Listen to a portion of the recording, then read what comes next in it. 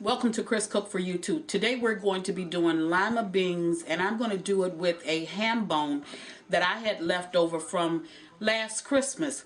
And I wanted to tell you, when you cut your ham or you carve your ham all the way down to the bone, don't throw your bone out, because that's the best thing that you can use for your beans. I mean, it has a good smoke taste to it, a good ham to it, and it adds a whole lot of flavor to your beans. Now, I've already stripped this, and as you can see how much meat I got off of this ham bone. And I just was taking my knife and just stripped it down. I pretty much cleaned it, so it's really nothing else to get off of this bone.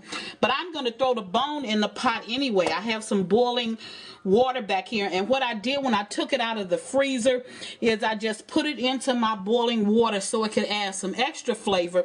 Then when it softened, I took it out and I cut off all of these pieces. Now I've cubed these pieces up, and they're not even, they're just into small bite-sized pieces, so when I get ready to eat my lima beans, I'll get the ham with it as well. So we're going to put this in the pot. And because this ham has already been cooked, I don't need to boil it for a long period of time. I can add my beans to the pot right now with the ham. Now to that, a lot of people know I don't add sugar. I don't add salt to my beans before they cook. I leave the salt until last, or anything that has salt in it, I leave it until the very last. So in this, I'm going to put a tablespoon and a half of sugar. I'm going to put, and just to give it that little hot taste, and this is really not going to make it very hot, but this is 1/4 of a teaspoon of crushed red pepper. Now, just so I prefer to use butter when I'm cooking anything like this, because butter has a purity in it, and what it does is it brings out the flavor in anything that you're cooking. So I've added just a tablespoon of butter. Now I'm going to add, and I'm using great value baby lima beans. So I'm going to slip this open, just add it to my pot. And I have 2 bags here, and I'm cooking the 16-ounce bags. So I'm just going to add it to my pot. And in that today, I have some cut okra.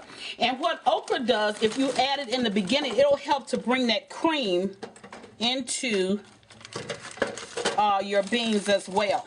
Now, a lot of people don't like okra, and you don't have to use it. But I like okra, so I'm putting it in my beans. And this is going to really boil all the way loose, so you won't see the whole parts of it. You'll just have the taste of it, but you won't have the whole part. Now that's ready. Now the only thing else that I'm going to add to these beans is just 1 pack of Lipton onion soup mix. But because this has salt in it, there's a high content of salt in it, I'm not going to add that until the very end. And as you notice, I did not put any salt in it. So I'm going to put the top on this, and I'm going to allow this to cook on low until I finish out the rest of my dinner. And what I will do is I'll come back and show you the finished product.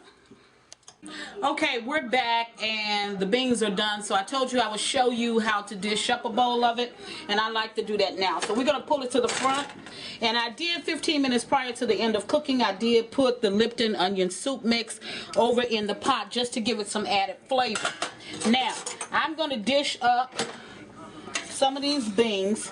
They're creamed up real nice, and this is the ham bits that we saw.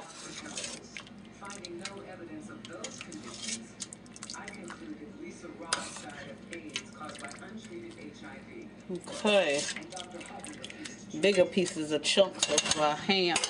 And let me get some of the gravy for the beans. And as you can see, it coats the spoon real well, and that's what you're looking for. Okay, so there you go. A nice looking bowl of lima beans and ham pieces. That's all we have for you today, and thank you for watching Chris Cook for You Too. Bye.